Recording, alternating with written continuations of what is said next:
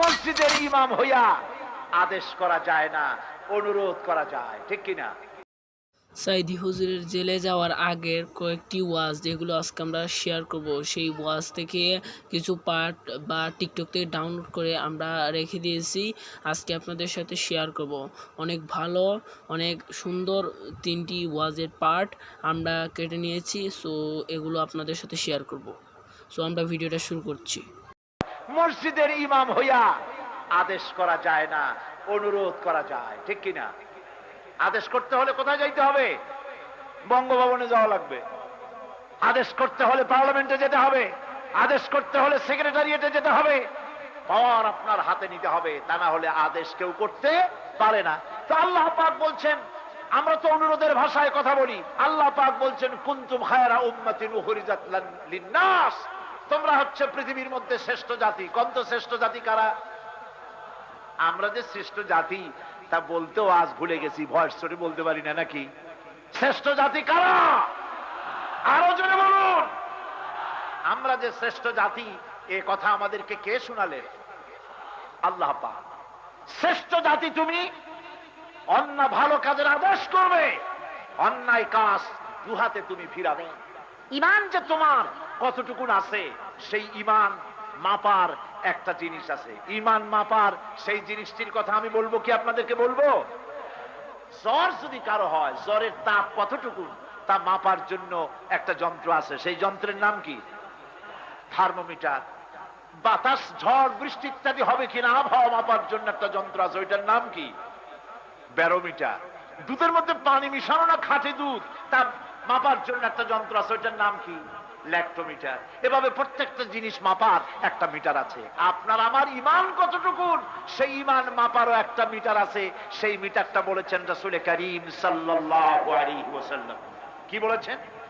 আল্লাহ নবী বলেছেন, মান রা মিনকুম মুনকারান ফালিয়ুগাইয়িরহু বিয়াদি ফাইন লাম ইয়াস্তাতি ফাবিলিসানি ফাইন লাম ইয়াস্তাতি ফাবিকলবি ফাযালিকা আযাফুল ঈমান। আল্লাহ নবী বলেন, অন্যায় কাজ যদি দেখো, শরীয়ত বিরোধী কাজ যদি করতে দেখো, দুই হাতে বাধা দাও। কেমনে বাধা দাও? ফালিয়ুগাইয়িরহু, এটাকে পরিবর্তন করার জন্য দুই হাতে বাধা দাও।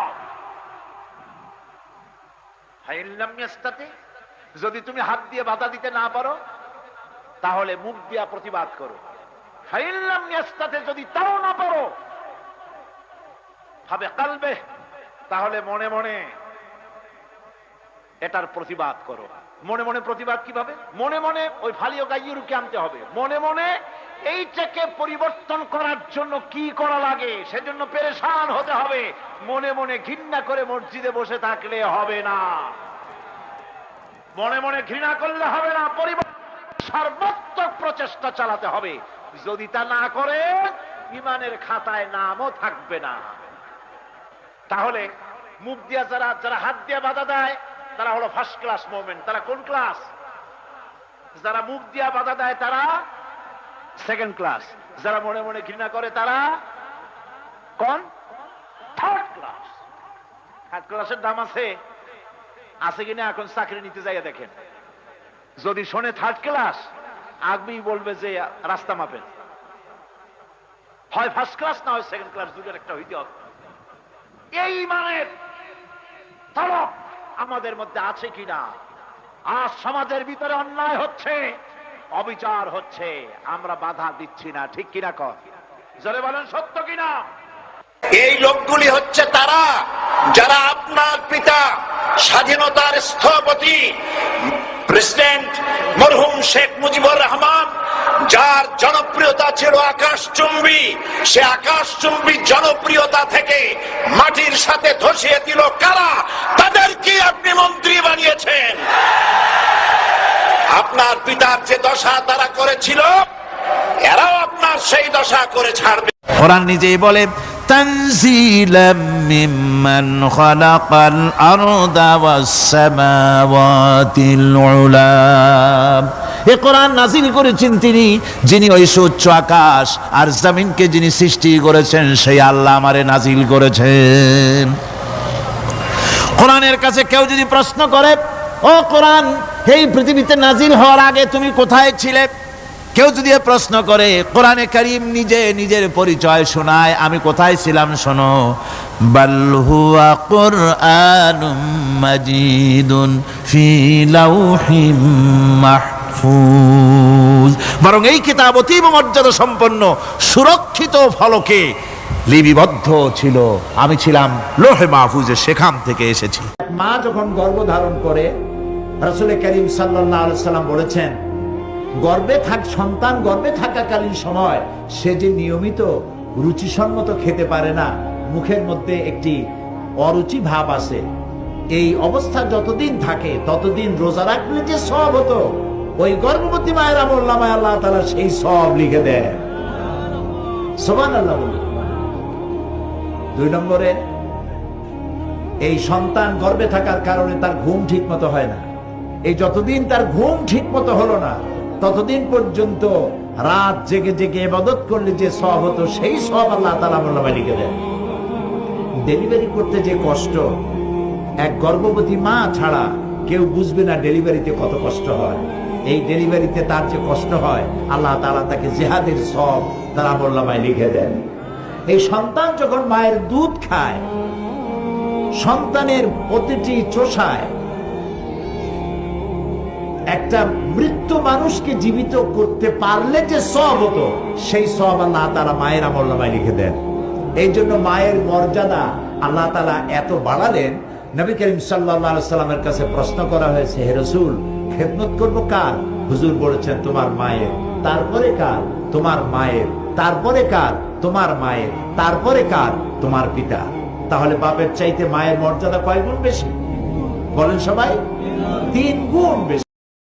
গভীর রাত্রে মানুষ সব ঘুমায় যায়, গর্ভবতী মা ঘুমাতে পারে না, সন্তান পেটের ভিতরে হাঁটু দিয়া গুতা মেরেছে, পা দিয়া লাথি মেরেছে। মা চরম শীতের রাত্রে, প্রচন্ড শীতের রাতে গায়ের লেপটা সরায় দিয়া মা একবার দাঁড়ায়, আর একবার বসে, একবার দেওয়ালের সাথে হেলান দিয়া দাঁড়ায়, কষ্ট করে রাতটারে কাটায় দেয়। আবার সারাদিন সংসারের জন্য কাজ করেছেন, রান্না বান্না করেছেন মা, সকলকে খাওয়াইয়া মা শেষের দিকে খেতে গেছেন।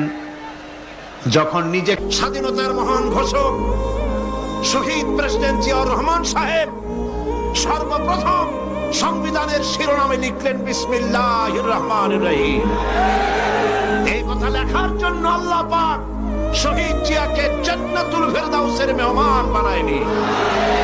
আমরা প্রাণ ভরে তার জন্য দোয়া করি। ধর্মনিরপেক্ষ মতবাদ 1972 সনে সংযোজন করার কারণে তারা বিসমিল্লাহ বাদ দিল। ইউনিভার্সিটির মনোগ্রাম সমূহে লেখা ছিল, ইকরা বিসমি রাব্বিকাল্লাযী খালাক রাব্বি জিদনি ইলমা। তদানীন্তন সরকার কোরআনের এই আয়াতগুলি বরদাস্ত করতে পারে নাই, এই আয়াতগুলি তারা বাদ দিয়েছিল। মনে আছেন আপনাদের? সেখানে ক খ গ ঘ ও তারা লিখেছিল রব্বি জিদনি ইলমা। এই কথা তো হিন্দুরাও বলতে পারে, খ্রিস্টানও বলতে পারে, আয় আমার রব, আমার জ্ঞানকে বৃদ্ধি করে দাও। এটা কি কোনো গুনার কথা? এই কথাটা কার? আল্লাহর কথা। সেই কথাটি তারা বরদাস্ত করতে পারে নাই। সলিমুল্লাহ মুসলিম হলের নামের থেকে মুসলিম শব্দ বাদ দিয়েছে, নজরুল ইসলাম কলেজের থেকে ইসলাম শব্দ বাদ দিয়েছে। যেখানে ইসলাম, যেখানে মুসলমান, সেখানেই মেজর অপারেশন তারা করেছিল ইসলাম এবং মুসলমান বাদ দেওয়ার জন্য। তারা ক্ষমতায় থাকাকালীন ইসলামের সাথে দুশ্মনী করেছে, আলেমদের সাথে দুশ্মনী করেছে, মাদ্রাসার সাথে দুশ্মনী করেছে, ওলামাদের উপরে নির্যাতন করেছে, ফতোয়া নিষিদ্ধ ঘোষণা করেছে।